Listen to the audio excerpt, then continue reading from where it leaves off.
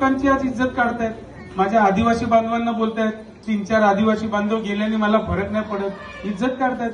काल परवा एक 4-5 दिवसापूर्वी तर आगरी कोळ्यांवर पण बोललेत की काय आगरी परिषदेला मी उभा आहे का, मी विधानसभेला उभा आहे, आगरी मुलगी देणार का. हे काय म्हणजे जीभ कुठे चालले तुमची, ही जीभ घसरले.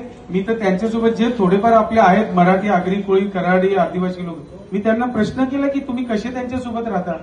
तुम्हाला एक सांगतो, जर उद्या तुम्ही 20 तारखेला शिट्टीच्या पुढचं बटन दाबलं जाईल, 23 तारखेला ही शिट्टी जोरात जर वाजली ना तर यांना वेड्यांच्या हॉस्पिटलमध्ये ऍडमिट करावं लागेल. हे तुम्ही लक्षात ठेवा.